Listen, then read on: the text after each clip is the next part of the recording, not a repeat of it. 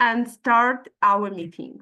My name is Alexandra Fishel, and I'm happy to invite you to our Zoom meeting organizing by ESJF and Yad Vashem. It's our first event together, and we are exciting to have more.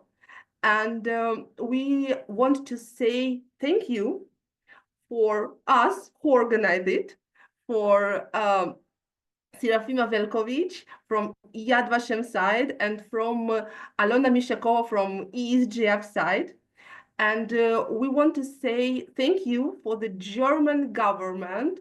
By those financial support, we can have this nice Zoom and nice interpreters. And we thank them in advance for their help and their translation. And now I'm happy to present the first speaker on this conference, Dr. Serafima Velkovich from Yad Vashem. She's the head of the Family Root Research Section in the Reference and Information Service on the Yad Vashem archives. She works there for more than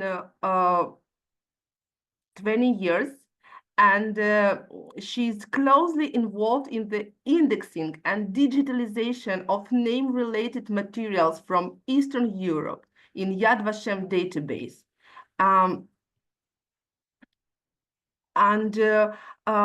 She's quite a great specialist in the genealogical research, and I'm looking forward to give the microphone to Serafima. You're welcome.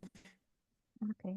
Thank you so much, Alexandra. I'm really excited about our cooperation. I'm happy to present our work today to people who are involved in education. And thank you for spending this evening together with us today. I only need to share my screen, just a moment. I don't see it now. We just check and it worked. Excellent.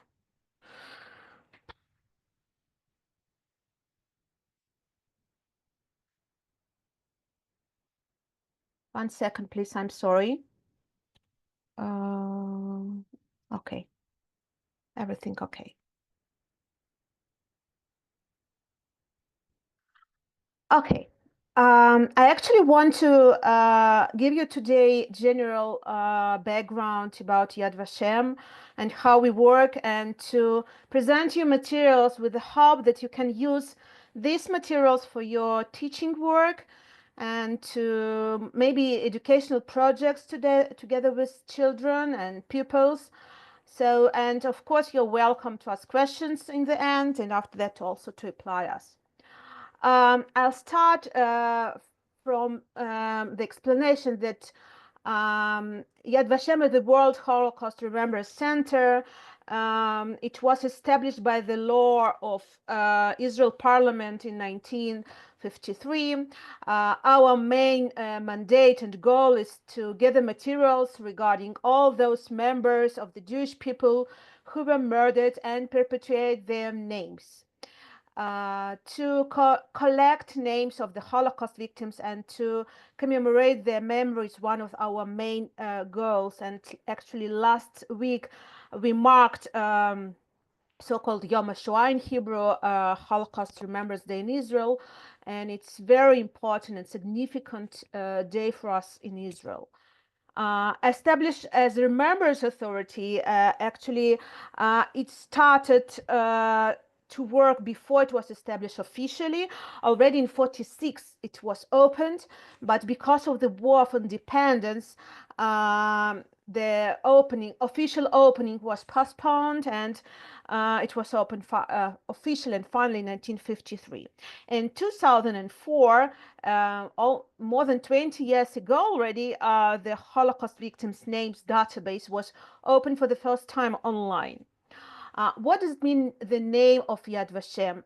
This is it taken from the Bible, from book Isaiah, and I'm quoting, "And I shall give them in my house and within my walls a memorial and a name that shall not be cut off." Actually, in Hebrew, Yad Vashem is name and memory, memorial. So who are these 6 million people who were murdered in the Holocaust? The number actually is so high and doesn't show us and explain us who were these people, how they lived, what they did in their life, what was their occupation, who were their family members. And actually, we are present-day Jewish people in Israel and all over the world are trying to understand also how we are today people are connected to all these families. So the names of the Holocaust victims we are keeping in the Hall of Names in Yad Vashem, and I want to quote the sentence from the letter of the Holocaust victim David Berger. He was a young guy in the early 20s who ran away from Poland to in 39 to the east, and he arrived to Vilna. He wasn't occupied by Soviet territories, and he managed to write a letter, farewell letter to his girlfriend who was able to immigrate to Palestine, to Israel. David was murdered in 1941 when the Operation Barbarossa on the territory of the Soviet Union started. And he wrote in his farewell letter, "I would like someone to remember that there once lived a person named David Berger." Actually, we want to remember the names of these people, but not only the names. We want to know their fate. We want to know their character. We want to know who they are. So I want to show you actually by this map two things. First of all, how Nazis acted, and it also influences how we work today in our everyday duties 80 years later. So on the Western and Central Europe, Jewish people were not killed in the place of their residence. They were gathered and transported to the East. During this process of deportation, they were recorded. There are almost all the names of victims recorded in such countries as French, Germany, Austria. But the eastern we are going, the darkest color is in my map, the less names we can collect actually. And the reason is the way how Nazis acted. That means that it's relevant for Poland territory and especially relevant for the territory of former Soviet Union, where Jews were taken and killed in the places where they lived or nearby. And very typical report from that places are just numbers. You can see here an example of report from Anzan's group which acted in the territory of Lithuania in 1941. And as an example, I just took town Ukmergė in Lithuania, and we see that August 19, 1941, and only numbers of Jewish men, Jewish women, and Jewish children who were killed. And this is very typical report, and this made our work today is very difficult, and we're searching in different sources in order to reconstruct who were these people.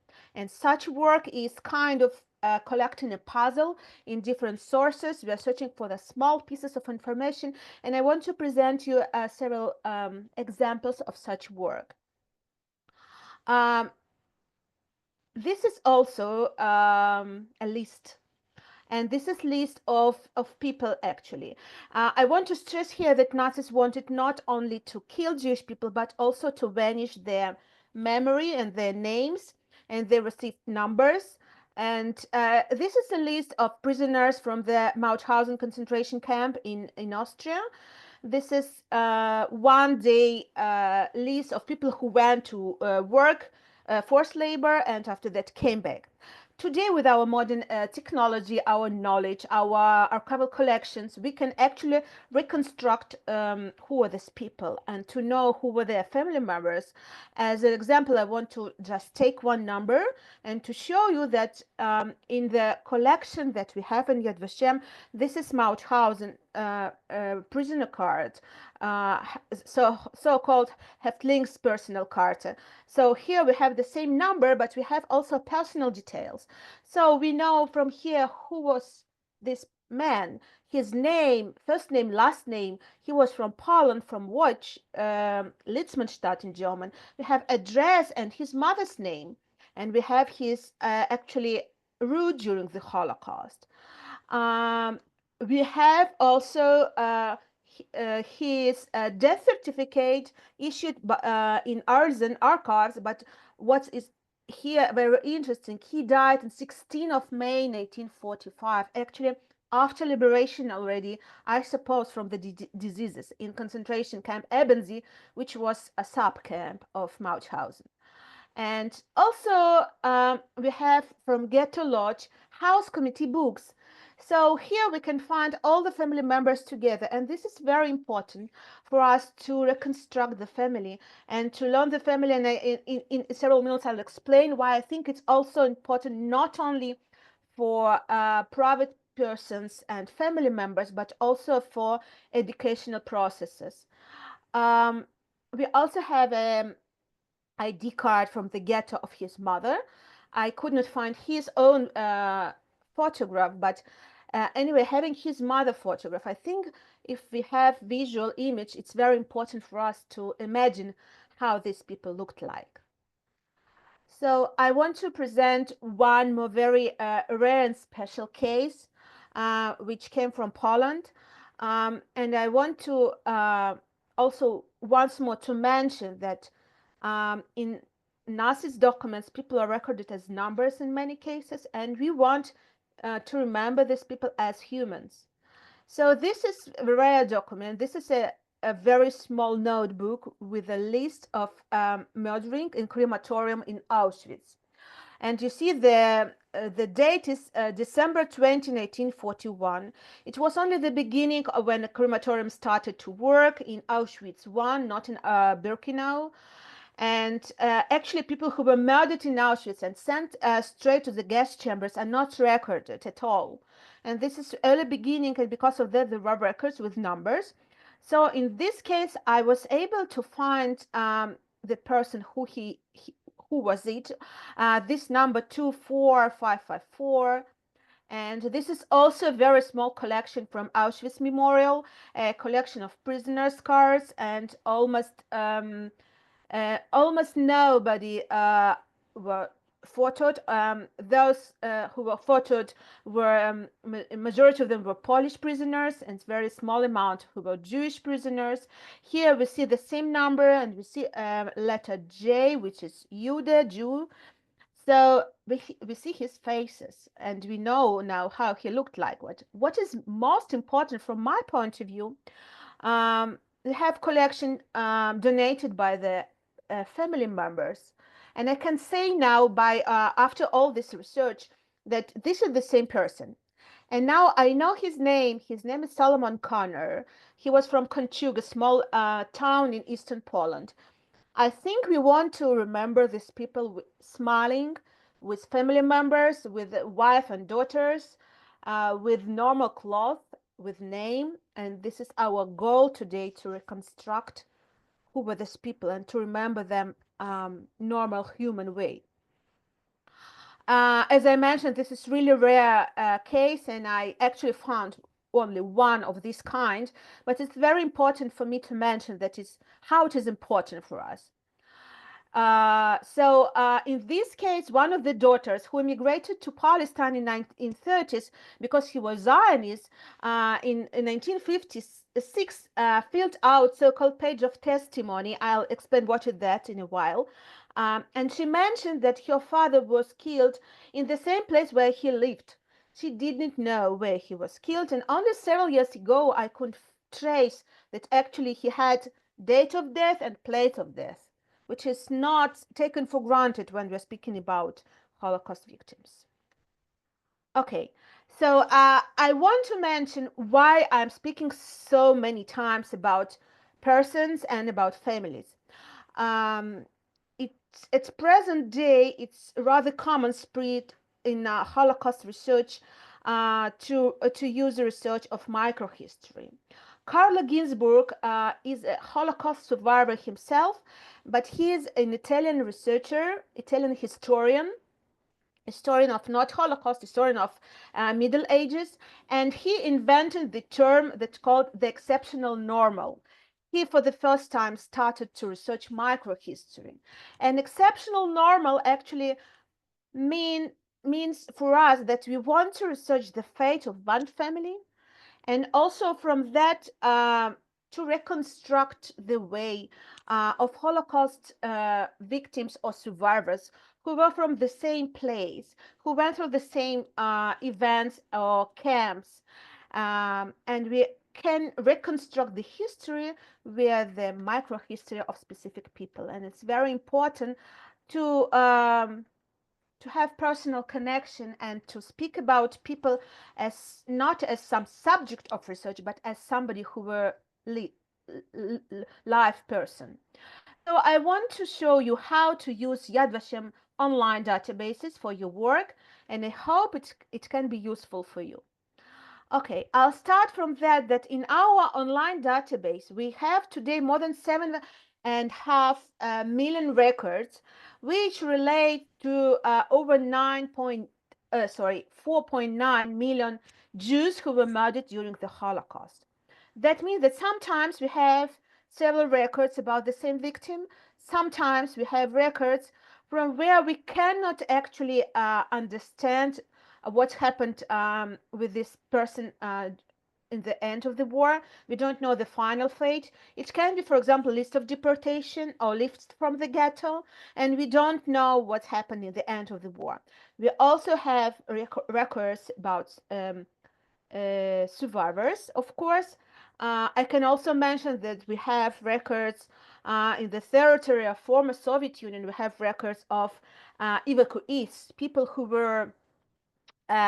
ran away or who were evacuated to the east, to the uninvaded territories.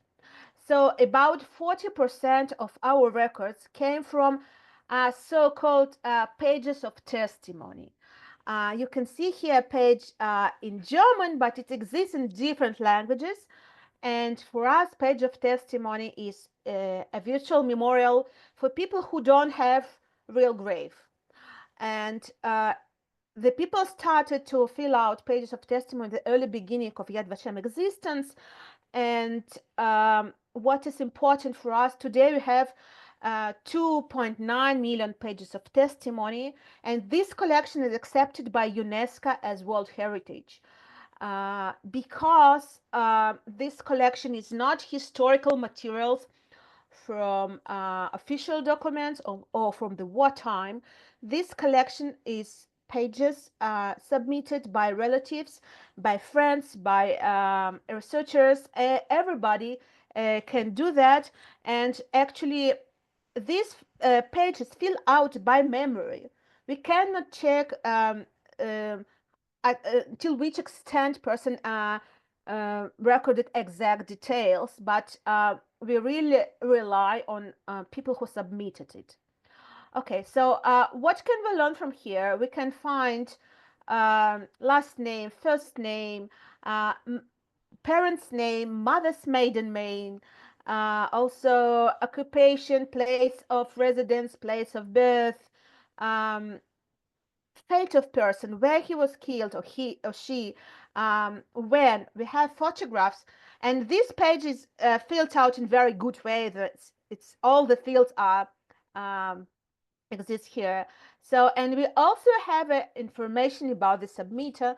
And if we're speaking about genealogy research, that I know this is not our topic today, but anyway, many people found their relatives with this bottom lines of this page of testimony, because many families still did not know that they have survived relatives, and we continue process of unification of families, and this is always very touching for us. Okay, so I want to mention that Yad Vashem database, based on the variants, if you use some databases which connected to names, maybe you know that usually in different databases, the tool which used is is Soundex. But in Yad Vashem, we invented our own approach. It's called variants. It's actually synonyms of the same last name or first name, which are just related to one another, connected to one another. And it can be in different languages, in different alphabets. It also can be Latin letters, Cyrillic letters, or Hebrew letters. But everything which is the same name or the same name phonetically is connected to one another. And the same is relevant for the geographical location. Of course, you know that borders moved, and the same place could be in several countries during a short period of time.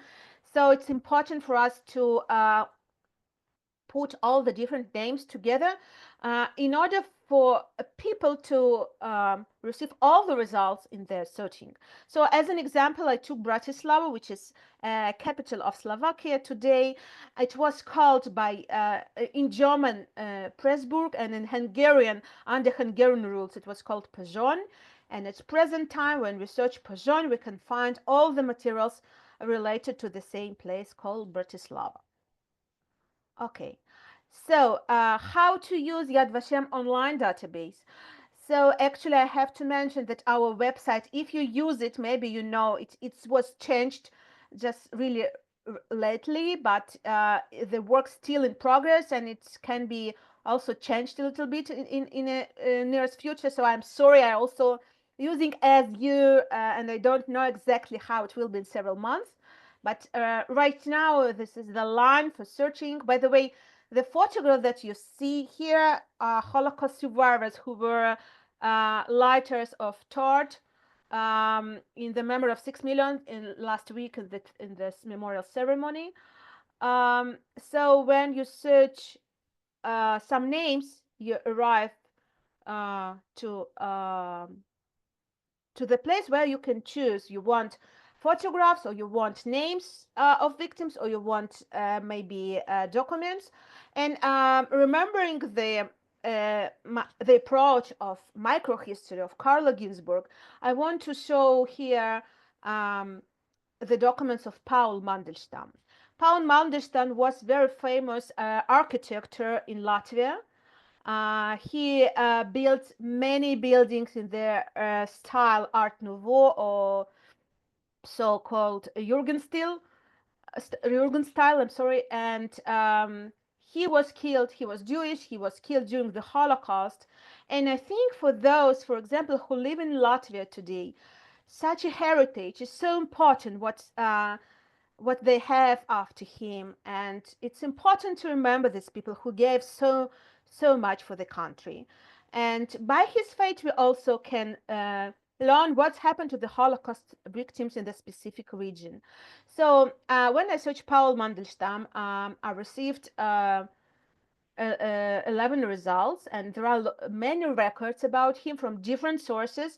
And what is, I think, interesting, we can find here page of testimony that's submitted about him, and list of persecuted persons. He was killed actually in the prison, not in the camp. And what is the most, I think, touching, that we have passports from Latvian State Archives, passport of Riga Jews, and we have his photograph actually. And as I mentioned already, for me personally, it's very important to see how these people looked like. We also can search by advanced search, pressing the field on the right side. And one more example that I want to present you is about Hans Goslar. He was famous German journalist, and actually his daughter also, she was Holocaust survivor. She died really several years ago. She was a friend of Anne Frank. So this family have many evidences and materials. So we can see that there are a lot of records, 11 records about him. We see this yellow sign, and that means that we have cluster, so-called virtual folder with all the materials about him.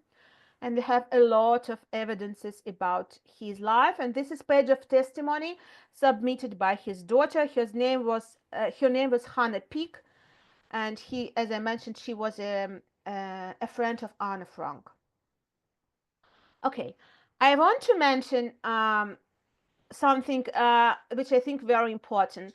As I mentioned, sometimes at the pages of testimony, the information is not exact because it's written from the memory. But at the same time, I think when we use archival materials for all kind of purposes, research or teaching, we need to be very careful with interpretation, because even in official documentation, there can be some how to call it, secrets, miracles, the thing that we cannot interpretate in proper way, maybe. So you can see here also the prisoner card from Mauthausen concentration camp, and you can see that it's about Roterbaum Abram, who was born in the town Wartenau. This is German name, and in Polish it's called Zawercze. We have his address and his way when he arrived from Auschwitz concentration camp to Buchenwald, and after that to Mauthausen. This is on where you see where I signed it on the left side, but on the right side actually we have his physical characteristics. And why pay so much attention to all these small details, I'll show you in a second. Just pay attention. The details: he has height 168 centimeters, and he has 2 missing teeth, and he has gray hair. At the same time, we have another registration card, which is official registration card, with exactly the same personal details on the left side. Roterbaum Abram, the same date of birth, the same address, only the death arriving day before, but another prisoner number and another personal details. The height is different, and the hair is different, everything is different. So the question here, what does it mean? We don't know exactly. Is it somebody who took a false identity of person who died in order to survive? We don't know, but we try to reconstruct the story. So I tried to search, and I found the real page of testimony submitted by his brother, who actually survived. And he mentioned that his brother Abram was killed in Buchenwald in February 45. That we saw in the car that he arrived this time to Buchenwald, and from Buchenwald to Mauthausen. And I tried to search about Menachem, his brother.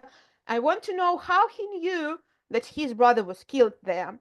And I found that Rotenbaum Mendel himself was also in Buchenwald together with brother, but a day before, on February 10th, he was sent to Gross Rosen concentration camp.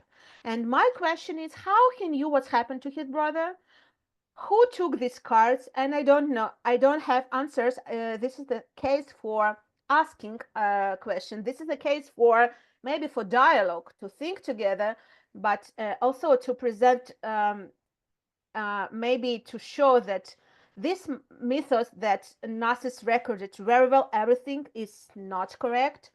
It's really mythos, and in many cases we have some kind of misspelling, misleading,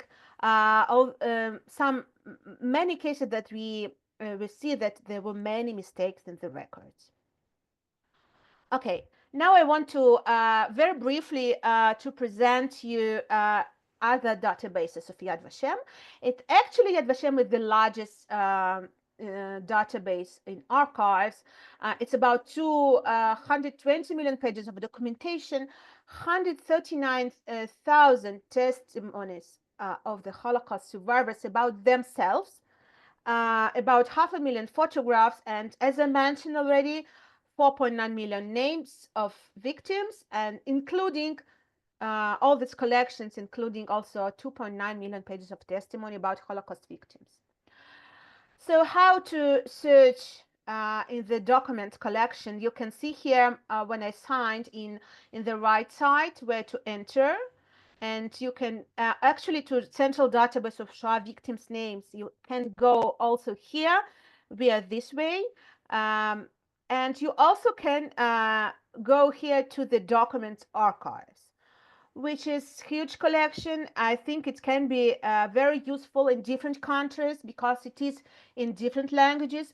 Our catalogization is only in Hebrew and in English. We don't translate materials, but for you, I think, as people who are speaking different languages, European languages, you can use materials for your educational purposes. By the way, all the material that you are using from our website for education is for free. You don't need to ask for permission.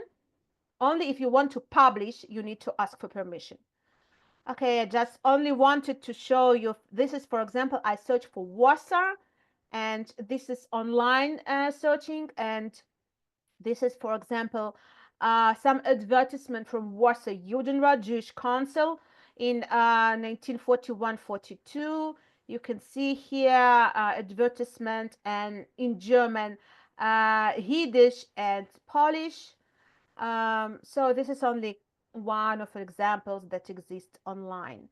So photographs online also have variety of places and topics, and I want to show you some examples. What is important for me to show, because it's actually my research. I wrote PhD about DP baby boomers, displaced persons after the war. So there is a huge collection from aftermath period, and you can see amazing smiling here, not really smiling, but many smiling babies and children in DP camps, which were born to the Holocaust survivors. This is, for example, a nice girl who was born in 46 in Amberg DP camp in the occupation zone of Americans and British. There were many hundreds of DP camps, and many Holocaust survivors stayed there while they was waiting for the immigration. Okay, so our colleagues from IT department started to use AI technology. I have to say this is only very beginning of our usage. So I was told this way: if I want to search some topics which can be explained as violent, that can be visible, that can as a thing. So you can do it. You can search, just example, violin or horse or glasses. Of course, you can find it very easily.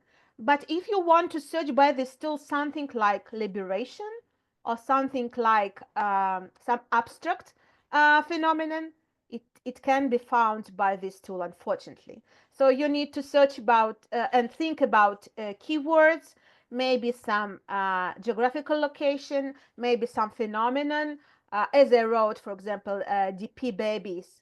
So this is phenomenon, and please take into account. Okay, now I want to present deportations database, which is very important project in our research institution. And they actually started many years ago from the transports which were in the Western Europe. As I mentioned, it was just very easy to describe because there are a lot of materials, records, transport lists, and some additional materials. And the easter they are going, and I know now they work on Poland, and it's very complicated work because it's very difficult to find materials, explanations, and there were no transport in our understanding what is transport. There were small parts of people who were transported in organized way. So you can use it. It's actually really academic project. They used archival materials, testimonies, literature, and you can find here. So you can search by the country, by the date, by the transport number. If you know, for example, I know in France, very common spread research in schools, it's Convoy 77. Transport 77, which children are searching about specific victims from there.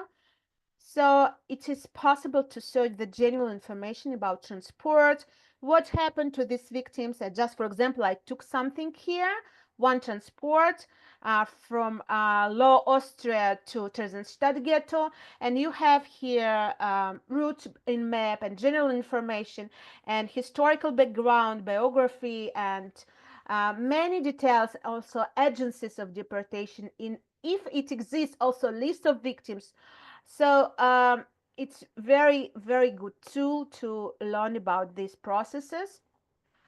And another tool which is also very helpful for research the victim and to understand the historical background and historical context, what's happened in the territory of former Soviet Union. We called it Untold Stories. The reason of such a name is that in many small communities in the territories of the Ukraine, Belarus, in Lithuania, Jewish people just were killed. Everybody was killed, and there's nobody to tell their story. And because of that, it's called Untold Stories. Our colleagues are searching different sources in order to reconstruct the murder sites, what happened to Jewish people there. So it is in English. I just took town Bobruisk in Belarus, for example, and you can see general information, first of all, about Jewish community, how they lived, how many people there were, statistical information, picture, map, where it is on the map. After that, the second part of the project is really murder sites, an explanation what it is, where it is, also if there are testimonies of Holocaust survivors, also interviews with local people who showed where it is, and also all kind of sources. You see German sources, Romanian sources, also Soviet Extraordinary Commission, which is very important source on the territory of Soviet Union. And you can see here an example of German sources. You can see here, by carrying out a special action, a total of 5,281 Jews of both sexes were shot. The town of Bobruisk and its nearby area is now free of Jews. This is very typical report, as you also saw it in the example of Lithuania. So the third part of the project is actually commemoration, which was really complicated in the aftermath period during Soviet time, because it was forbidden to establish memorials in the memory of Jewish people. All the memorials had almost in every place the same signs. It was written something like in the memory of Soviet citizens killed by German fascists, and that's all. And only local people knew that it's in this specific place, it's the place of murdering of Jewish people. So only after 1991, after destruction of Soviet Union, local Jewish communities started the process of commemoration. Many of them applied to us, and we made the list of victims from specific places and helped them with this process of commemoration. Okay, so one more very important department and also project in Yad Vashem is commemoration of the memory of writers among the nation. We are speaking about non-Jewish people who saved Jews under the risk to their life. And at present time, there are about 29,000 such people who we call writers among the nation from different countries. And we have database, so you can search by the name of the survivor or by the name of the rescuer or by the place. If you want to find somebody from your specific place, the story, you can go to this database and you can search. I search by the town Šiauliai in Lithuania, and in general there are a lot of cases, but I want to take one just to show you. There is a story, there is a photograph, and also we know what happened this person, what kind of action he did. It was hiding in this case. And also we have those of you who were in Yad Vashem saw that we have memorial plaques under each tree in Yad Vashem. But several years ago, there were not enough trees, so we established the Garden of Writers, and there is a wall of honor, and each new writer, his name is recorded on this wall. We also have archival file about each case. So if you want to see more than this story online, you can apply us and we'll send you this file for your usage. Okay, I think it's very important also to have access to survivors' testimonies. Not all the testimonies are online yet, unfortunately, but this process is started. So you can search, and I also really advise you to use USC Shoah Foundation database. It's so-called Spielberg Testimonies. It's University of Southern California. All the testimonies online there, and you can search in the testimonies in different languages. Okay, we have YouTube channel, and I suppose you know how to use it. Since COVID time, there are a lot of events there and records and lectures, so you're welcome just to use it. I also want to mention a very important for us project called Gathering the Fragments. This project started in 2011. It was a company to save Holocaust-related materials which are found in private homes. During many years, we received materials from private people, but we know and we knew and we know now still that there are a lot of letters and photographs and all kinds of materials related to the Holocaust victims and survivors, which people still have at home. And the conditions in private home is not suitable for this old paper, old photographs. So we have very good conditions for preservation and conservation of the materials, and we apply to people with a request to donate us in order to preserve them and also to make it available for everybody. So all the material that we're receiving, we're not only collecting, our goal is to collect the story and to write the story. So we always write the story, and you can find online interesting stories about collected together with these materials. And also all the materials which is collected but from private persons are uploaded online. So it's also very important for us to make it available for everybody. I want also to present you that we have online exhibitions on different topics that can be maybe helpful for you in your teaching process. Of course, I suppose you know that we have educational department and they have many educational materials, but I want to speak today only about databases and personal faiths for your purposes of education. And they have different also family stories from different places, which can be used in your classes if you wish. You can see here information, for example, Greenberg family from Kovna, Lithuania, and general information about community, what happened to Jewish people, and also different photographs, documents, artifacts. So it can be, I think, and I hope it can be very useful. Okay, I only want to mention that Yad Vashem is official copy holder of Arisen Archives, which in the past was called International Tracing Service. This is very important archives in Germany, in Bad Arisen, the place which was established still during the war by Allies forces and the Red Cross in order to trace the people who were missed during the war, not only Jewish people, also all other victims of Nazi persecution. So we have access, so we widely use it, so just for you to know. And yes, I want just to show you several pictures.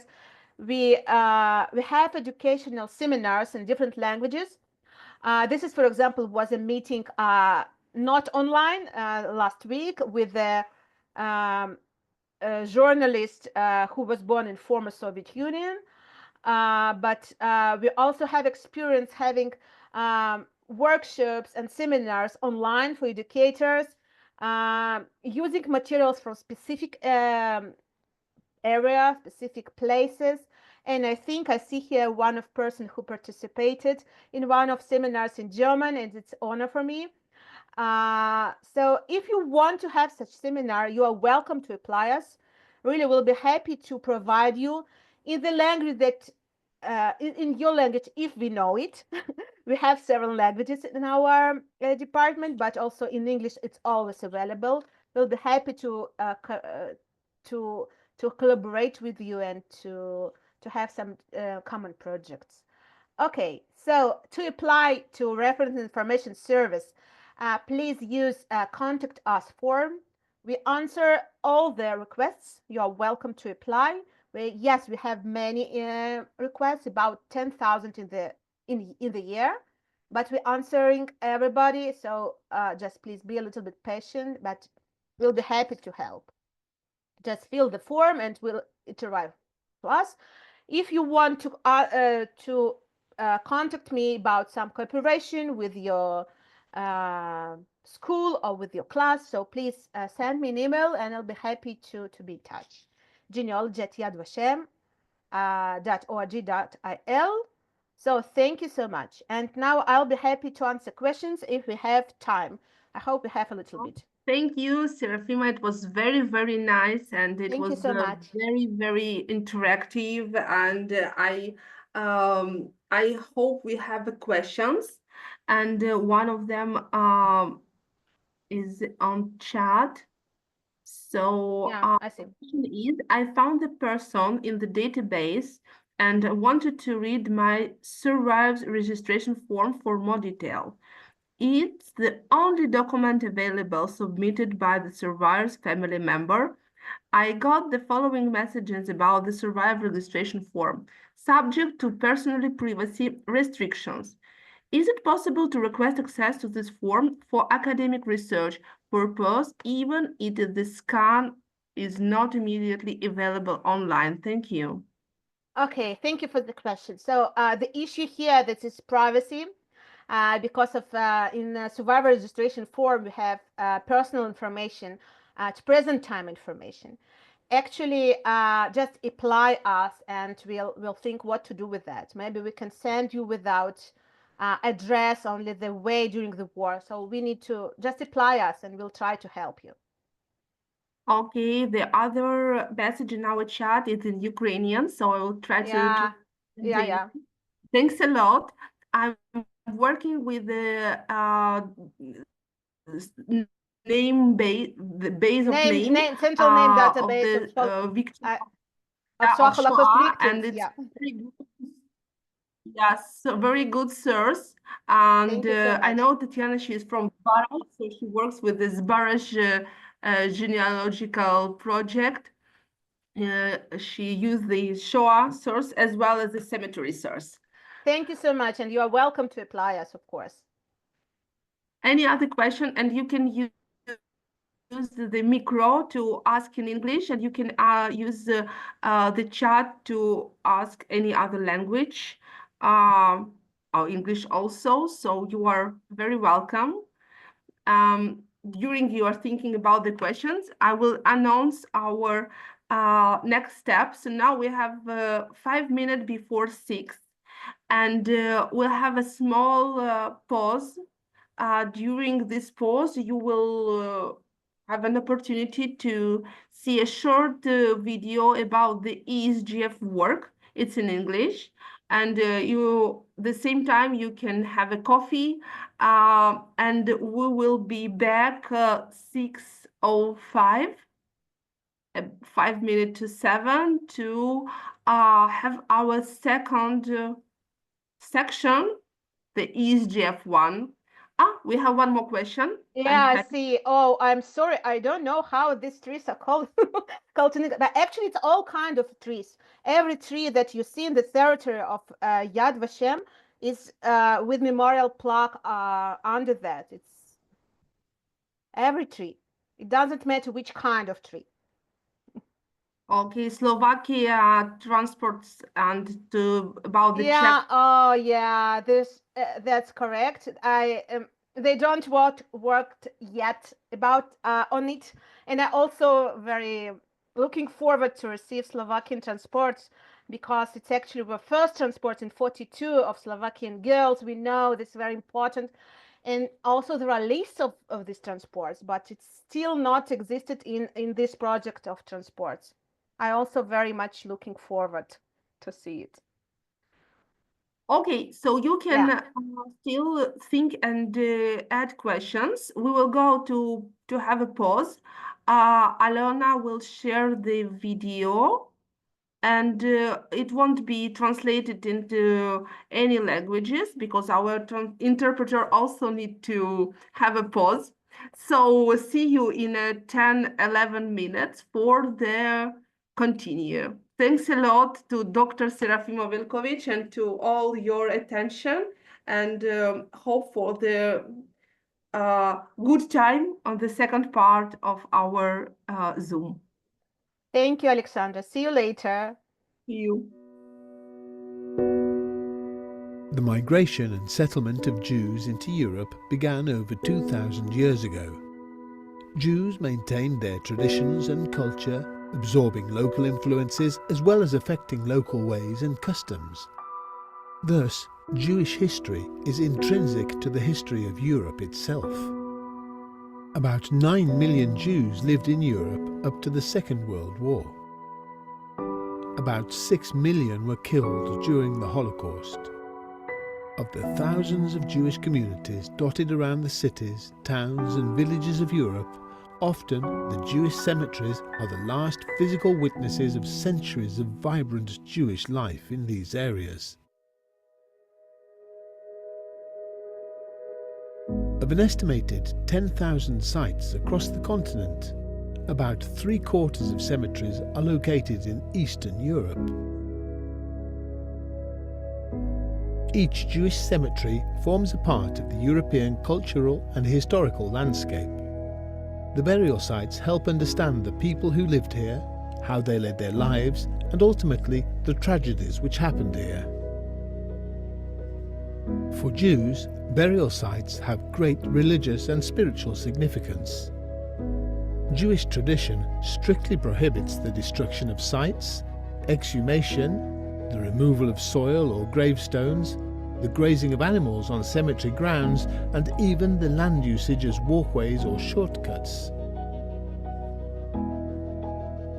It is incumbent upon the living to care for the last resting places of those that preceded them. In 2015, the ESJF was set up as a German non-profit foundation with its main project office in Kiev, Ukraine. The foundation was created with the primary objective of protecting Jewish cemeteries across the European continent and, most specifically, in those places where Jewish communities were destroyed in the Holocaust. The ESJF locates long-hidden Jewish cemeteries, determines their boundaries and cleans and fences these sites. Alongside support from private benefactors and foundations, such work has been enabled through generous annual funding from the Federal Republic of Germany since 2015, and most recently also with support from the European Union for our extensive survey, research and education work. Today, however, many cemeteries remain in perilous condition. Many of those which miraculously escaped destruction by the Nazis were completely destroyed after the war in the former Soviet Union and its Eastern European satellite states. Buildings, roads, and even dance floors were built from stolen gravestones. Programs for the development of towns and cities, including construction of houses, parks and squares on Jewish cemeteries, while soil from the very graves on those sites was removed and utilized for the construction of dams and other structures. This synagogue in Pochaev was converted into a school by Soviet authorities using gravestones from the local Jewish cemetery as construction material.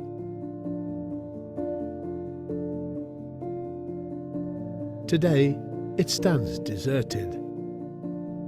This is why the work of ESJF is so urgent. With the help of drones utilized by ESJF surveyors, we discovered that part of the cemetery in the village of Kaprishti in Moldova was planted with corn for many years. Thanks to the work of the ESJF, the cemetery will be preserved. Local authorities apologized for this desecration.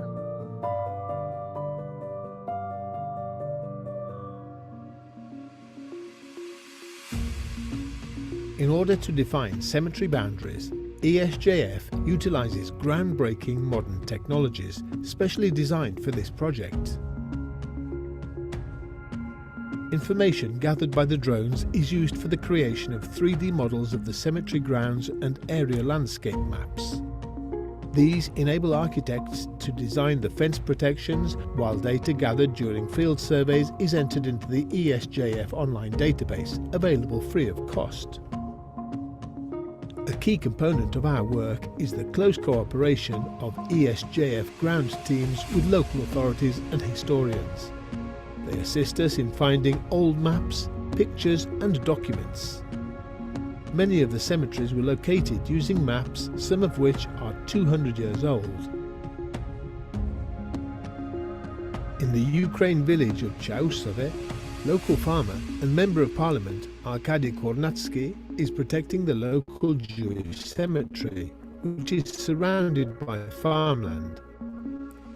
Here, there was once a Jewish agricultural settlement adjacent to the cemetery. Arkady's grandmother told him that during the war, locals hid Jews from the Nazi persecution in their houses. Today, he protects this land to preserve its history. Throughout our target countries, which stretch across the vast territories of the former Soviet Union and from the Elbe to the Dnieper and from the Baltic to the Balkans, local officials eagerly cooperate with us. The ESJF in turn helps them learn and preserve the history of their region. My interest in the in-depth study of the history of our region began with the cleaning of the Jewish cemetery. We gathered a group of enthusiasts to clean the Jewish cemetery, which gradually turned into a landfill. After that, we became interested in history and realized that before the war, about 75% of the population of our town were Jews. These were Zabastians who were born, lived, worked and died here.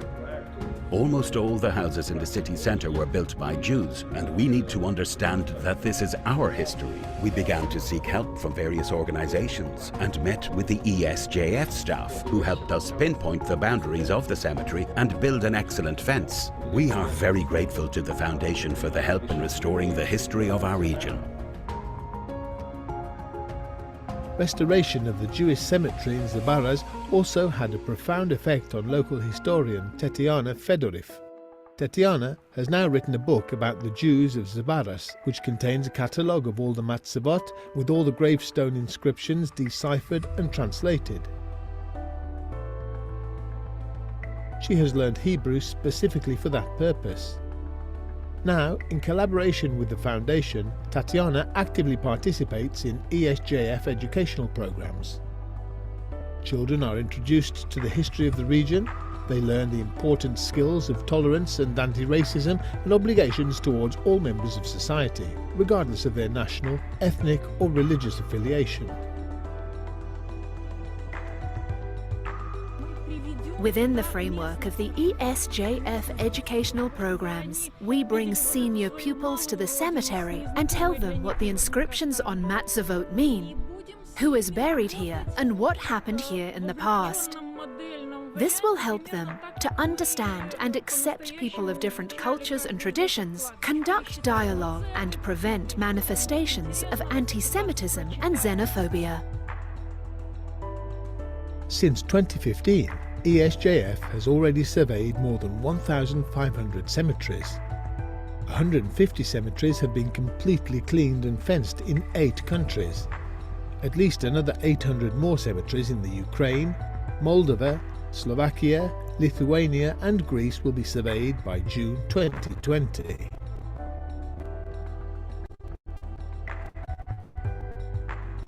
The village of Okopy in the Ternopil region of western Ukraine is said to be where the founder of Hasidism, Israel Baal Shem Tov, was born. Here, the cemetery where his parents are supposedly buried is being surveyed. There are many matzavot with bullet holes, some graves recently unearthed, and there are other manifestations of vandalism. The site requires urgent fencing. Any delay threatens its very existence.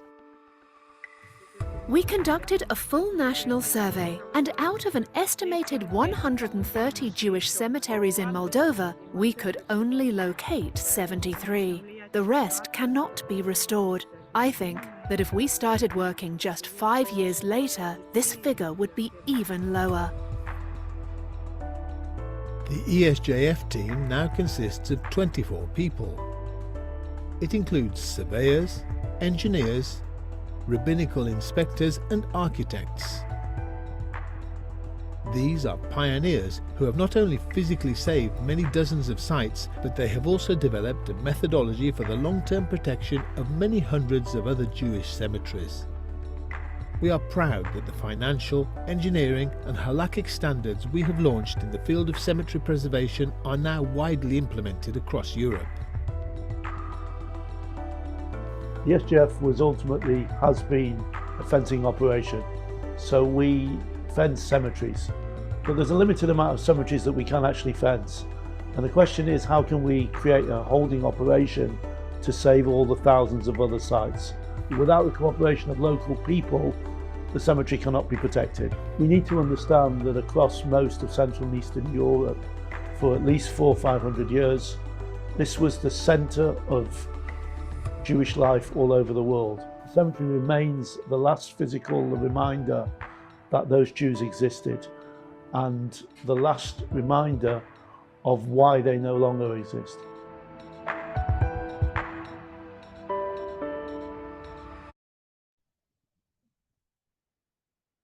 Okay, dear friends, so let's continue our event today. So we exchange our roles now. Now I'm a moderator, and first of all, I really want to thank European Jewish Cemeteries Initiative. You are doing extremely important and great work for all Jewish people, I think, and for local heritage, of course. So before starting the next lecture, I would like to say several words about something that's not connected to our present day meeting, but because of the date, I'm in Israel, as you of course know, and I want to mention that today in the evening we start Remembrance Day for the fallen soldiers of the War of Israel and victims of actions of terrorism. So this is very important day in Israel, very sad and tragic. We have almost 26,000 people who we are thinking about. In an hour at 8 in the evening, we have siren of Memorial Day. So I wanted to suggest you, if we don't finish yet at this time, I suggest you to join me and to stand for a minute while the siren, and just to this is in Israel siren, but this is a silence minute for the people. So just if you feel this is comfortable for you, please join me. Now I want to present a very dear colleague, Alexandra Fishel, who is Educational Project Officer in European ESJF, European Jewish Cemeteries Initiative. Alexandra oversees educational programs across Europe. She works on developing manuals and educational activities to promote understanding of Jewish cemetery preservation in schools and communities. This is really great work. Alexandra, thank you so much for your activity.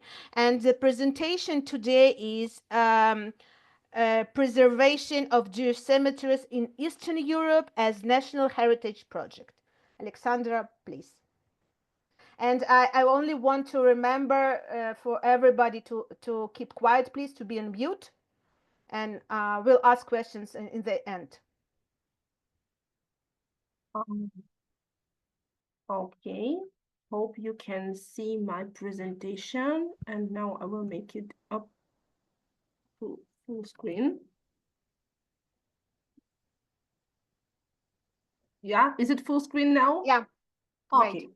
So welcome everyone to our next step, and I don't know where to start, but I was thinking that this combination, the Yad Vashem, the organization who are working with the names, just names, and it's the only one thing that rests from the people.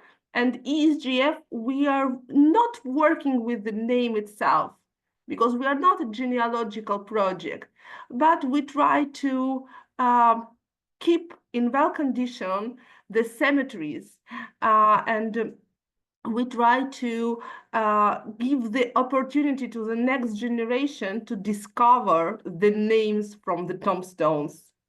So what I will start with, I will start from the short introduction in the topic and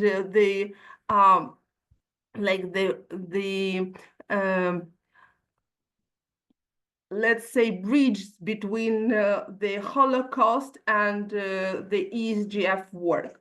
So during the long time in Europe, we have a big population, a great population of Jewish people. And of course, they were died by the natural way, but that's why we have a lot of cemeteries in different countries, and it can be not only one cemetery per place, but like you can see on this nice map, we have the old cemetery, the more new cemetery, and the earliest, the most recent cemetery of Kovel. Nowadays, all three cemeteries are destroyed and demolished, so overbuilt, and we have nothing to preserve. But it's only one case, and we have different one in different countries. The demolished cemetery can't tell us the story, but the preserved, they can. And today we'll try to speak about the both cases, the demolished and overbuilt, demolished, and the stones who are preserved. I should match that, like in our webinar, we have different people from different countries with their specific, so do the cemeteries. We have different cemeteries in different communities, and they look like very, very different. So we can't compare, and we can't use the same methodology for the cemetery, let's say, in Georgia and in Greece, but yes, we can, because we speak about the Jewish cemetery, and they have the common elements. That's why we can try to figure out, to find out the things which is similar for different places, even they are too far one from each. What about the situation? And what about the percentage? Also, in different countries, up to the different reasons, we have different amount of the cemetery which are preserved and which are demolished. In ESJF, we used 5 colors. One is for fence and protection, and usually it's not more than 50%. The other point for unfenced Jewish cemetery where at least one tombstone exists. The cemetery which are demolished but not overbuilt. So we have the territory with no tombstones, but we still can fence it. Because for the Jewish tradition, it's very important to keep the bodies in the same place. That's why ESJF, during the Jewish law, by the Halacha, fenced cemeteries with no tombstones. Any other organization in the world don't do this. They're not interested in the plot itself. We do. Okay, the very sad situation, fourth, when you have the demolished and overbuilt Jewish cemetery. You can have the private house on this territory, the stadium, the museum, the children garden, the I don't know, there are so many different ways to overbuild, for park, for example, and this case, we can do nothing. And the fifth variant is the Jewish sector on the municipal cemetery. It's very rare. We can't fence it, and this section is in very poor condition, because if the community is not very strong, it can't be overbuilt by the Christian burials. So don't stop here. It's a very sad statistic usually, and you can find everything on our website. I will show the next slide, the link for this site. We will speak about something we can touch, we can preserve, and why the Jewish cemeteries? Why Jewish cemeteries are interesting, guy. So let's count the reason. It's nice. It's usually very nice. In different place, different, but it's of course the architectural side. The second reason, it's a monument to testify the population. So you can see, for example, how many burials were before the Second World War, and compare with the number of after World War. So you will see the decrease of the Jewish population with, let's say, no evidence with the Holocaust. And also, if you are working for the genealogical project, it's interesting to find the names of people who were died natural way between two wars, between the First and Second World War. It will be the key to find the names in the Yad Vashem database, because for sure their relatives were murdered by the Holocaust. Okay, why? One more reason, it can be the history of community and history of the family. You can combine this research with some interview with old people who may know someone from the member of the family. Especially if you have photos, you can add it to the database of your village, of your town, of your city. Of course, it is the place of the national identity, because for Jewish people, the cemetery is a place where they can find their relatives. And sometimes it's an object of the religion pilgrimage. No comments. You understand what about I'm speaking, especially if you are living in Ukraine or Belarus or Moldova or Romania. You have a lot of pilgrimage, not now because of the war, but in Uman, for example, it's not stopped. What the ESJF work is, as you already know, we are working with the preservation of Jewish cemetery. How we do it? Firstly, we are working. So we try to count all cemeteries. That's why we use a lot of old maps and archives documents, as well as the ISCOR books. ISCOR books, it's a special archive of the person who survived from the Holocaust, and then they write a book. Books about the Holocaust, about their village before the war. And sometimes we have the only one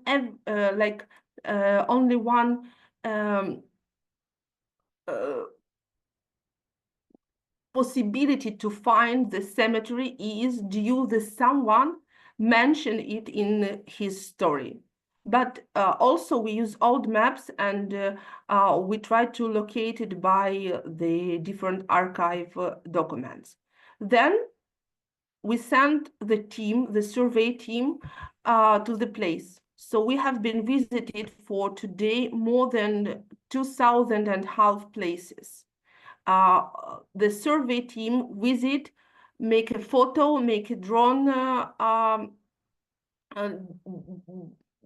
video, and try to find the basic information about the cemetery. Based on this information, we create our graphics with the condition of the cemeteries country per country. And you can find all this information on our website, esjfcemeteries.org. All data is open. You can use the map to find the region, and when you click to the map, to the enquete of the cemetery, you will find something like this. It's even not the cemetery, it's the small place nearby the cemetery, which is preserved as in Poland. And you have the basic information, the GPS coordinate, which is very important, especially if this cemetery is on the middle of nowhere, in the forest or in the field. So we have the GPS coordinates. We have perimeter, approximately. We have some estimated dates when the cemetery was open, and what is the last burial there, but it's not exactly date, because we don't have time to read all inscription. Our survey, they made some photos and then sent to our historical department, and by these photos we try to date the cemetery. Sometimes we use also the information, archive information, or information from the other database, and we compare it with the maps. So it's a huge work. So if you are interested in any cemetery we already surveyed, you can go to ESJF Cemeteries, open the search, and just type the name of the village, or if you are not sure, you can open the map and try to find by map.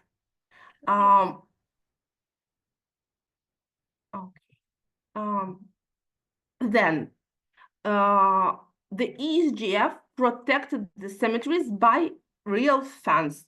You can see here, it's very nice fence.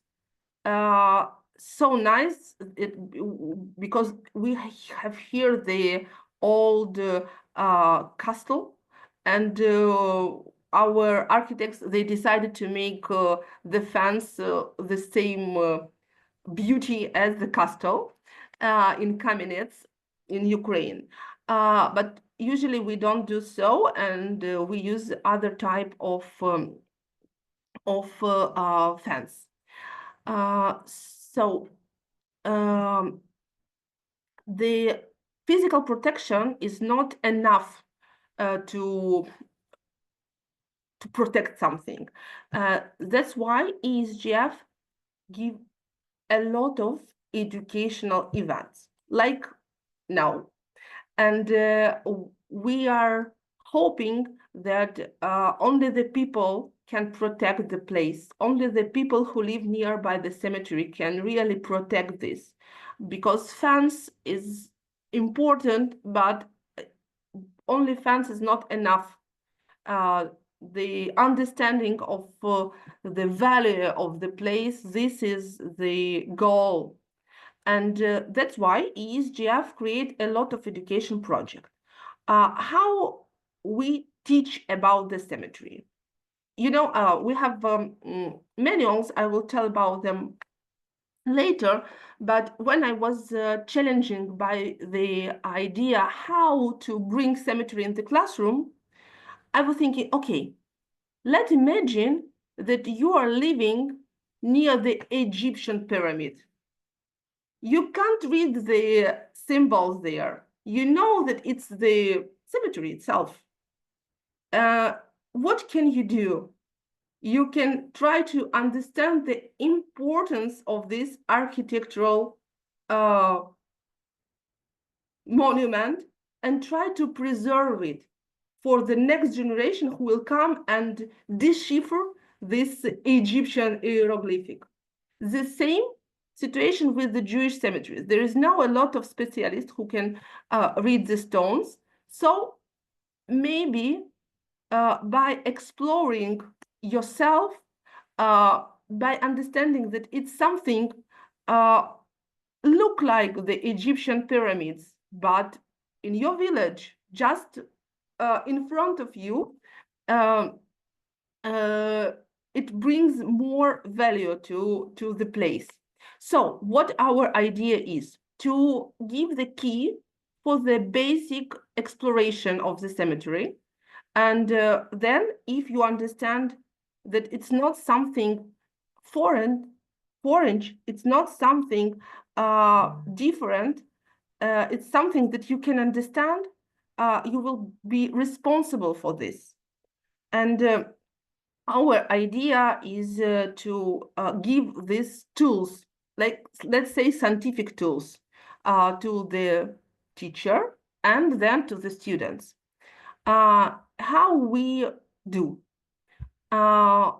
We organize two etaps, two part education event. One is 1 hour, 45 minutes, indoor masterclass, where we're talking about the Jewish community in the city, about the cemetery itself, about the symbols, and we try to bring an attention to the main symbols, main hieroglyphic on the Jewish tombstones.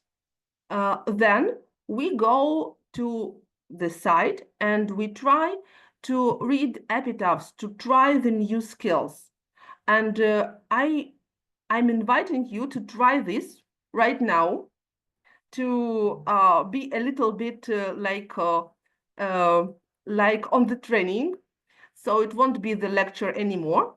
We will try to become explorers, and we will try to find the basic information on the tombstones. Usually I provide the information and I provide the manuals. I have one in my hand. I can't give it through the computer, through the notebook, but I'm asking Alona to send to the chat my handout, and you will have it on your screen. And what we will try to do, we will try to be person who are on the cemetery and who try to find the date on the tombstone. Yeah, I think you have the handout now. Do you? The access to Google Doc, is it good? Let me know that it works. Yeah, okay, it works. So you have something like this in your hands, and we will use it now. So on the first page, you have something like this table. It's the Hebrew alphabet.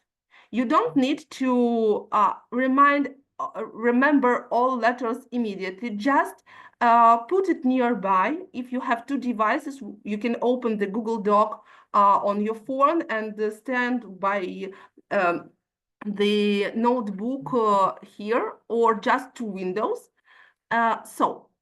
I had a request access to the documents. Okay, 1 second.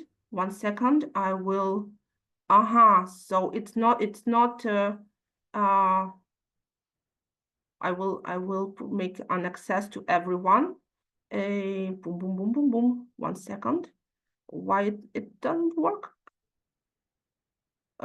It should work. No. Alona, can you just put it in the okay, share. I share.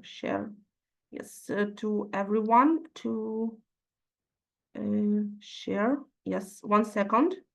Okay, so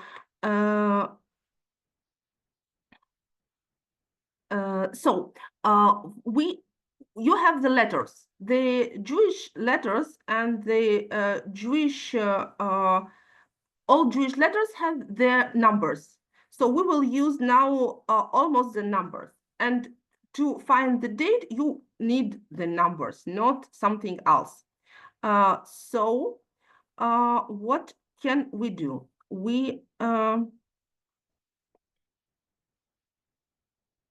I want to just make everyone who has not suggest 1 second.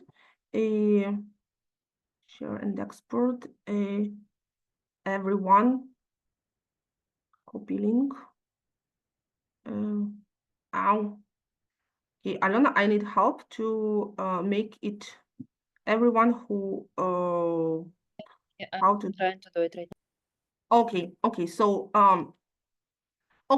so we will have the access in a few minutes, so you can just make another document from this. So what we will try to do, I think everybody yeah, it works now. everybody has an access right now. Okay, So is it it works now, I hope. Okay, so for the numbers, now you have this table is the main thing you need. I hope everything works. Yes, it works. I'm happy. So the Jews are reading from the right to left. It's the first thing you need to know. So we start from 1, 2, 3, 4, from right to left. It's the first thing. Now we go to the next step. To find the date on the tombstone, you need to know the first hieroglyph. It's the ending formula. We call it Tanseva, the abbreviation which show us that the text is finished. So if you find these 5 letters, you are professional epigraphist, because you know now that the text is finished. So just before the finishing of text, you have to try to find the date. Here I show it by surrounding, but it's the second step. So we know we go from the right to left. We find the 5 letters of Tanseva. So next step is to find the date, which is just before, also from right to left. Next step. Is it clear now? If not, you're welcome to ask the question. Let's go next step. One more hieroglyphic, which called lefek. Sometimes it gone to the one symbol. It's a special symbol which you need to separate from the date. It's also indicate the date. You can see here the Tanseva 5 letters, the Tanseva 5 letters, and then you are looking for this lefek, the letters which help you to find the date. Okay, you now know the 2 hieroglyphic which helps you to find the date. Got it? So now we are going to find the date. Ba-bam! 4 letters here and 3 letters here. 5 Tanseva, lefek, and then 5 letters. I make it big one to help you in first time. So what you are doing now, you find the place where the date is. Now you open the letters with numbers, and we will try to count. Every letter has each number. How many is this one? You can write in chat just the amount. We are talking about the numbers now. You don't need to know the name of the letter. 400, super. Okay, the next one. This one. How many? How much? Okay. We have deal with the professional one. Okay, this one. Thank you, Annette. 90, okay. And the last one.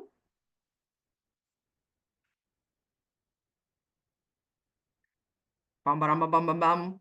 Okay, 4. Yeah, nice, 4. So we have all these numbers together.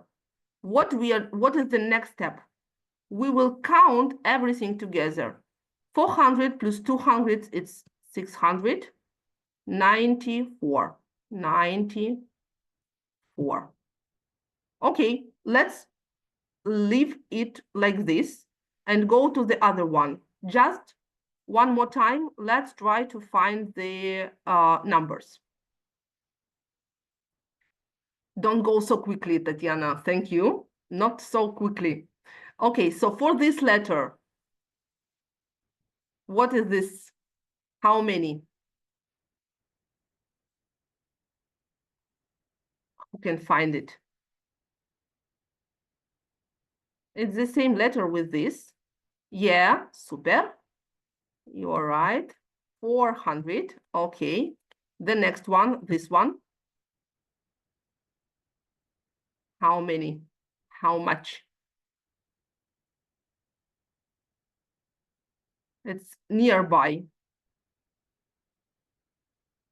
Not far from this one in the alphabet. Yeah. Olha. Thanks a lot. 300. And the last one in the beginning of the alphabet.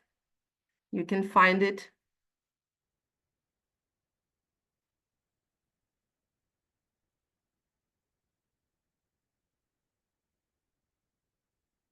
In the very beginning of the alphabet.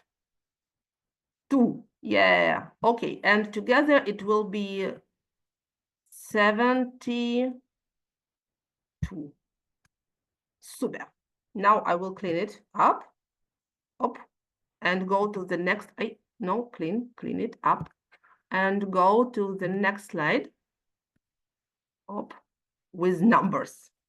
So what we are doing the next, we count all together, and we go to convert it into the calendar we use now. So today is 2025, am I right? I hope. And by the Jewish calendar, which count from the creation of the world, it's 5,785. So we need to convert one numbers to other. For this reason, you need to understand that that 500 years by the Jewish calendar, it was in the 1240 by the calendar we use now. And how to convert the date? We use a little bit, I don't know, do we have the teachers of math here? No, only, so we have to count all our letters. 400 plus 200 plus 90 plus 4, we got 694. So then we do so. We have 1, 2, 40 plus 6, 9, 4. And that's why we have O plus 4, 4, 4 plus 9, 3, and 1 here, 2 plus 6 plus 1, it's 9, and 1. So we have 9034 for the one date, and let's do one more. Tun, tun, tun, tun, plus up, up, up, and O plus 2, 2, 4 plus O. Online conversation calculation. Okay, 4, O, 4, and 9, 1. Ba-ba-bam, ba-bam. So we have the date. Now, your turn. It won't be always me. Now it's your turn to find and calculate the date. Up, up. Here is the answer, of course. And I will come back to the slide, this one. And I'm asking to find the date here.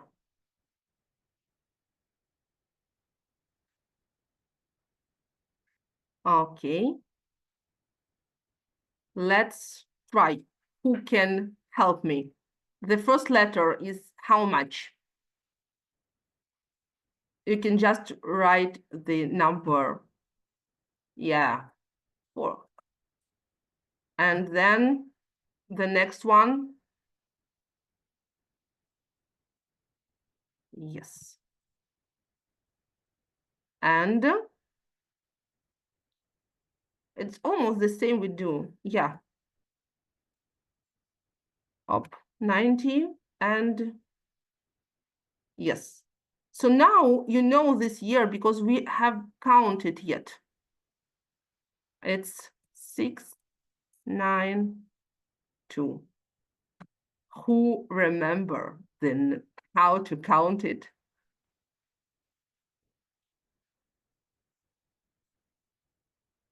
How many years ago? What's the date? Who can convert it? Just add plus. Yes, Annette, thanks a lot. Yeah, you are right. And we can go then. So now you can easily find and count the date. If you don't remember it immediately, don't worry. We will send you the PDF of our manuals. We have it in 7 languages, I hope. And you can try to do it at home and with your children, with your school children. Okay, the next question, what can we learn from the inscription more than only the date, which is very important, of course. You can see here the candles. And the candles, it's the special symbol which indicates the sex of deceased. If you see the candles, and it's not 7 candles, any other number, 3, 2, 5, 12, any other, usually it's the marker of the gender. It's the marker of the female burial. Even you have no letters, but only the candles, you may identify the gender. And it can be the start point to talk a little bit about the Jewish tradition, because the candles, it's something the Jewish women are lighting during the holiday, before the holiday, before the on Friday night before the Shabbat. They are celebrating this way. And you can talk also about the local traditions which are preserved or not. You can use for finding the photos the site with which belong to the Center of Jewish Art in Hebrew University. All ESJF database photos are there.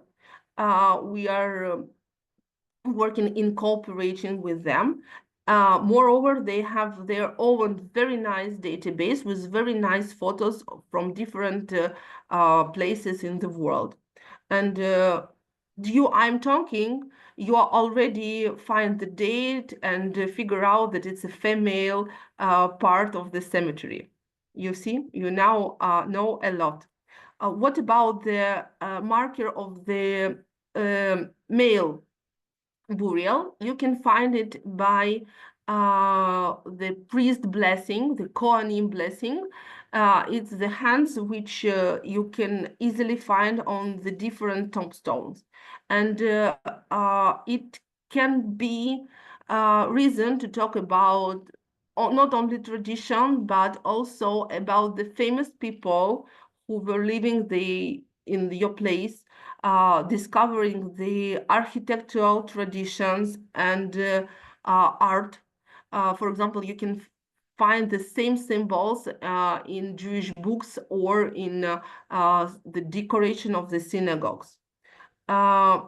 We make not only online, but also offline events for the teachers and for the students. So you can easily invite ESJF to your place. But if not, please use our manuals. You can read it in PDF or you can download it for free.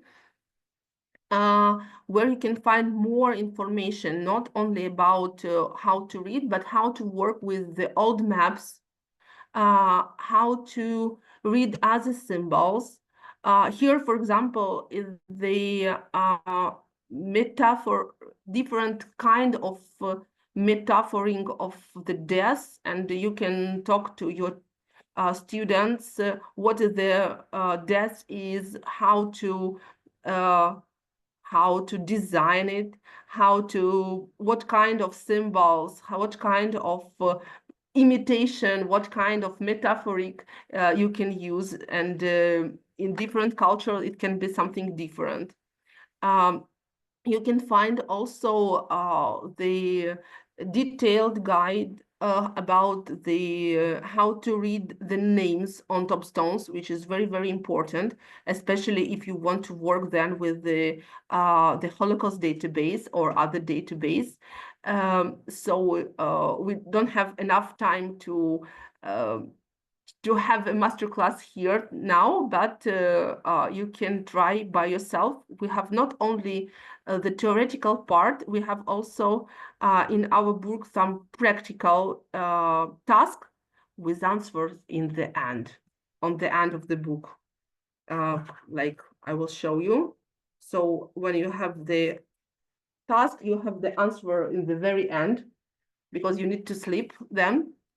And the last thing I want to tell you, that when you are starting to opening something new for yourself, you will find it everywhere. And if you know how to read the Hebrew date, it can be useful not only when you are on the Jewish cemetery, or you find the Jewish book, or you find something Jewish, but also just going through the museum on the paintings of Chagall, for example. And now it's time for question. And when during I'm answering the question, you can count the dates on the gate of Chagall. Here's one, and here the other one. Thank you. Thank you so much, Alexandra. This is amazing workshop. I also learned, I have to say, even speaking Hebrew. And if there are any questions, please write in the chat. I'll be glad to read it. And I think you really developed amazing book for workshops and how to do it. It's just, I'll be happy also to receive it. Yeah, we have it for sure in Ukrainian, Romanian, Hungarian, Slovakian language. We have special for Croatia, Georgia, and Croatia, Georgia, and Hungary, and I think we have in Lithuania one in Excellent. English, of course. Yeah. So a lot of in Polish also. Yeah. Excellent. I hope so. You will find your language in between this. Yeah. Okay. Any questions? Suggestions?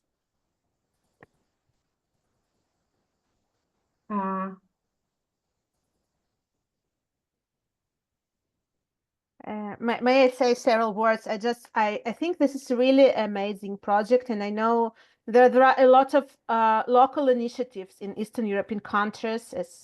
As I personally know, in Poland, there are many people who are doing in small places this very important, I think, work.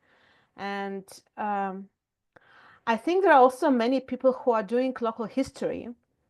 And I just think that each time that somebody applies us for searching, maybe it's very good really idea to contact you and just as you probably know, when I had genealogy course, there was somebody from Volyn that I contact to you, and they really made catalogization of all Jewish cemetery, and it just was initiative. It wasn't something Yeah, official.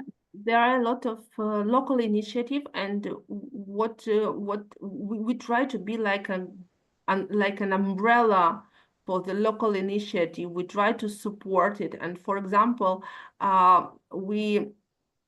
when we know that someone is cleaning the cemetery, keep it in a well condition, we try to provide the fence or some support or educational support. So if you have any initiative or idea of initiative, you can contact us, and we will try to make our best to help you in different way. In cleaning, in fencing, in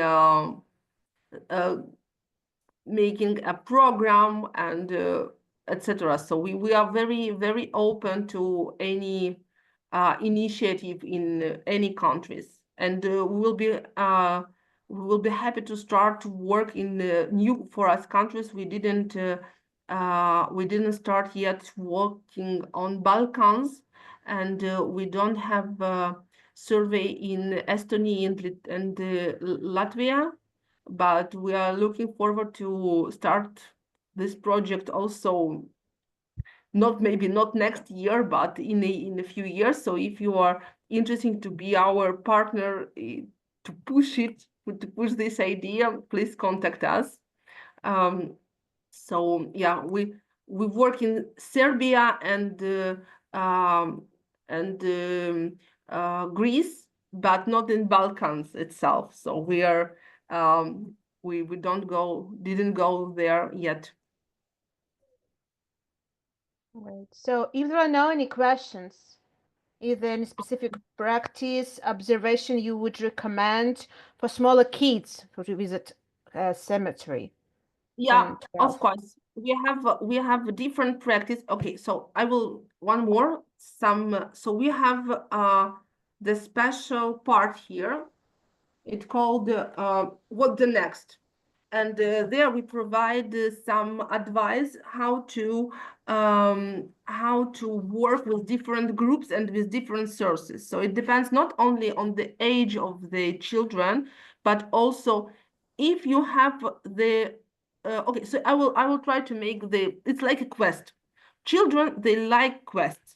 So first you can try to work with the map. You can use the Mapier, for example. Here is the link for maps. Here you can find the several links for the maps. There is a Mapier where you can this source can help you to have the Google map and the old map, the same lawyer. So I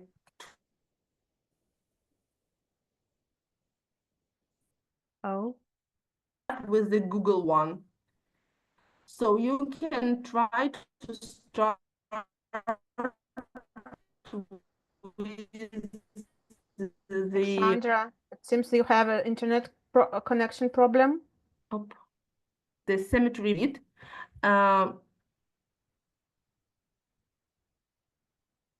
Alexandra?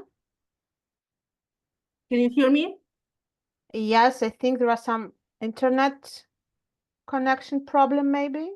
Okay, maybe. Okay, now you can hear me well. Yeah, I hope so.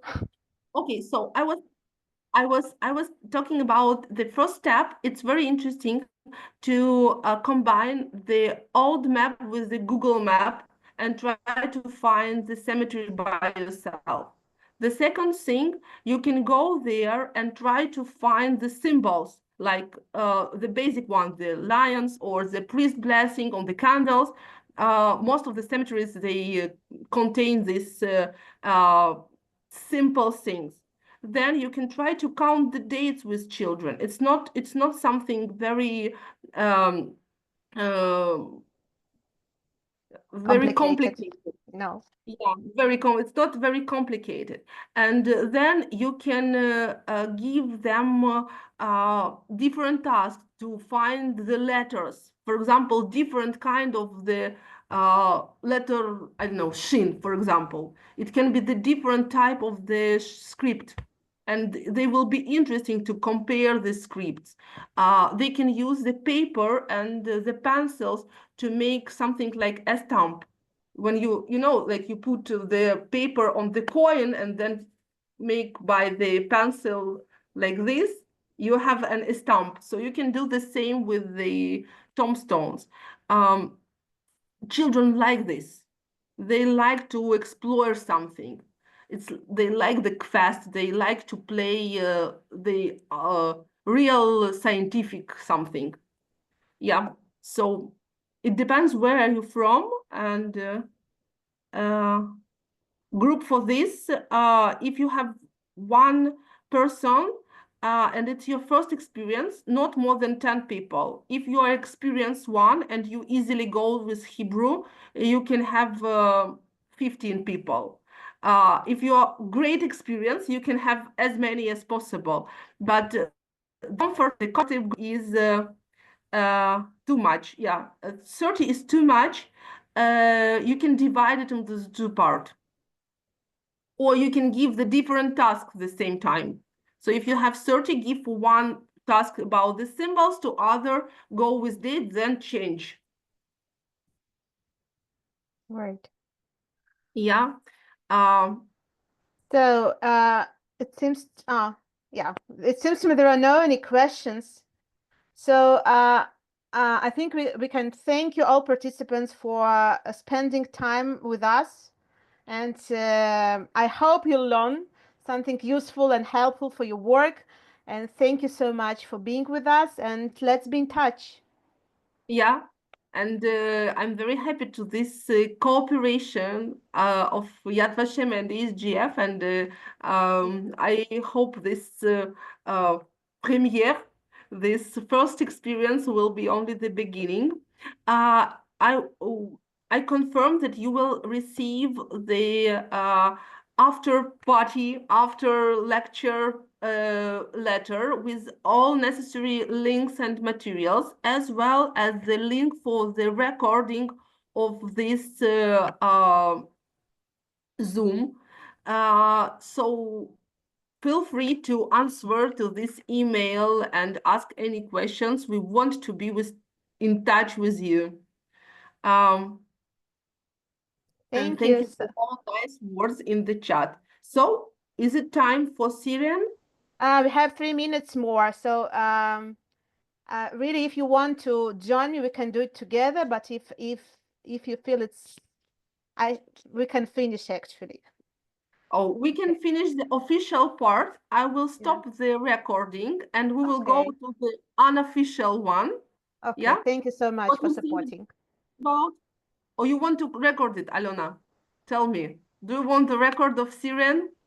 Yeah, I think that I'm it not would be sure cool to, would be I don't know nice if we'll to hit. have it Would be nice. recorded. So I keep record. Okay, so Okay, I hope we'll hit from my window. It's everywhere in the country, and everybody stops. All the cars stops and the trains, and we do it twice a year in the Holocaust Remembrance Day and Memorial Day of War Victims. it's same week. It's it was a week ago, the Holocaust Remembrance Week. Yeah, And yeah. yeah, and the difference is a week. So we have a minute. Maybe I can find it in the phone. I'm not sure. Okay, just a moment. I'll open my window. Yeah.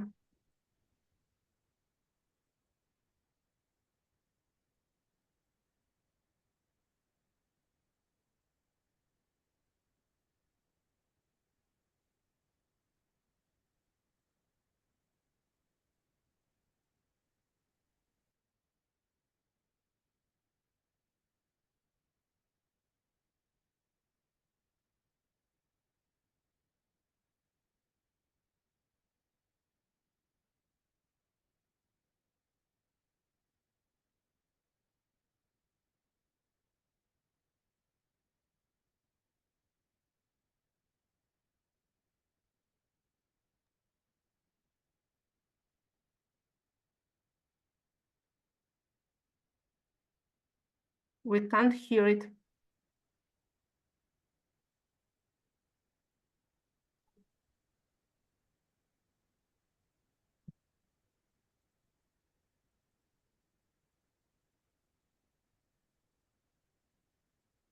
We can't hear it.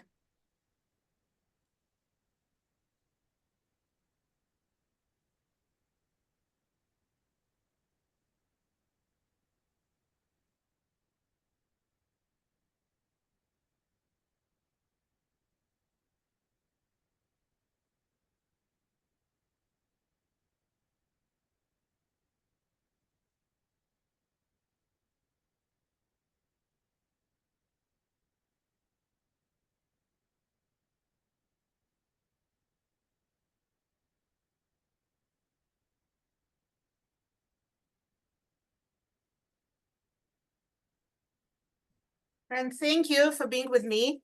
And let's be in touch. Yeah. Bye to everyone. Have a nice evening. And Goodbye. bye. Goodbye.